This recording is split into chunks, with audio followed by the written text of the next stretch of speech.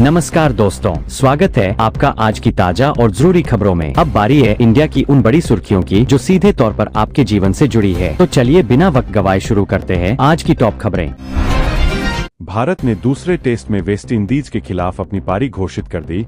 यशस्वी जायसवाल की शानदार शतकीय पारी टीम को दबदबा दिला रही है और मैच अब भारत के नियंत्रण में है। टाइम्स ऑफ इंडिया के मुताबिक दीपिका पादुकोण को इंडिया का पहला मेंटल हेल्थ एम्बेसडर नियुक्त किया गया। यह नियुक्ति मानसिक स्वास्थ्य मुद्दों पर राष्ट्रीय जागरूकता को तेज करेगी। हॉकी इंडिया ने 100वीं वर्षगांठ पर 7 नवंबर को देश भर में 1000 मैच आयोजित करने की योजना बनाई है। आयोजन का उद्देश्य खेल में बेस लेवल भागीदारी बढ़ाना है। तमिलनाडु के शिवकाशी में आतिशबाजी फैक्ट्री में विस्फोट हुआ, कई कामगार घायल बताए जा रहे हैं। स्थानीय प्रशासन और राहत दल मौके पर पहुंच गए हैं। विदेश मंत्री जयशंकर ने अमेरिका के राजदूत दिजिग्नीत सेरियोगोर से मुलाकात कर भारत अमेरिका संबंधों और व्यापारिक तनावों पर बातचीत की। दोनों ने संवाद जारी रखने पर जोर दिया। प्रधानमंत्री ने त्योहारों से पहले किसानों के लिए बड़े कृषि योजनाओं का शुभारंभ किया।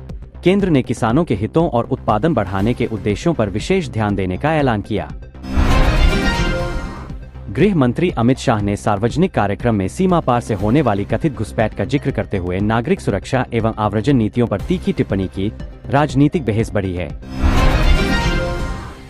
अफगान विदेश मंत्री ने देवबंद दरगाह का दौरा किया और धार्मिक संस्थानों से मुलाकात कर क्षेत्रीय बातचीत में धार्मिक सांस्कृतिक संकेतों को महत्व दिया। सुरक्षा व्यवस्था कड़ी रखी गई। राज्य प्रशासन ने स्थानीय हस्तशिल्प बाजारों को बढ़ावा देने के लिए स्वदेशी मेले आयोजित करने की योजना की घोषणा की, जिससे छोटे उद्यमियों को सीधा बाजार मिलेगा। केंद्रीय स्वास्थ्य मंत्रालय ने मेंटल हेल्थ पर जागरूकता अभियानों का विस्तार किया। फिल्म सितारों की भागीदारी से संदेश पहुंच और व्यापक होने की उम्मीद है। फार्मा अनुसंधान में हालिया जांचों में कुछ कड़ा परिणाम सामने आया। काउ सिरप से संबंधित मामलों के बाद गुणवत्ता नियंत्रण पर सख्त निगरानी बढ़ाई जा रही है।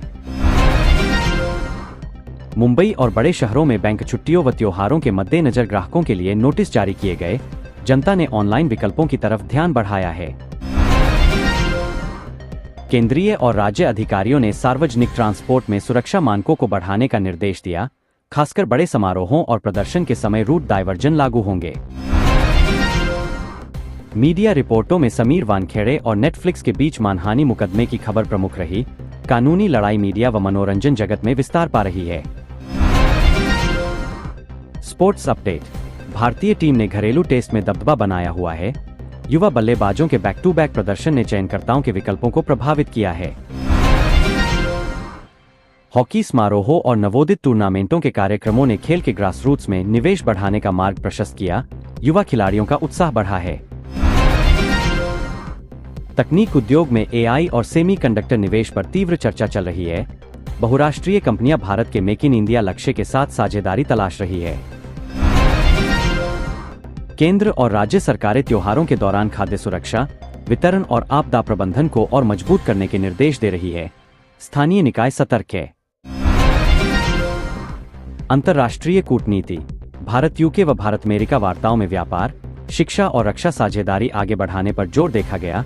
साझा निवेश व परियोजनाएं प्रस्तावित है। आर्थिक संकेत। सरकारी कार्रवाई, वैश्विक निवेश और त्योहारी मांग ने शेयर बाजार और उपभोक्ता विश्वास पर मिश्रित प्रभाव डाला। विश्लेषक सतर्क निवेश की सलाह दे रहे हैं।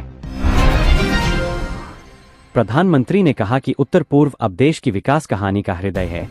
नई हवाई कनेक्टिविटी, स्वयं सहायता समूह और निवेश परियोजनाओं पर बल दिया जा रहा है। प्रोसेस ने भारतीय ट्रेवल प्लेटफॉर्म इक्सिगो में करीब 10% हिस्सेदारी खरीदी।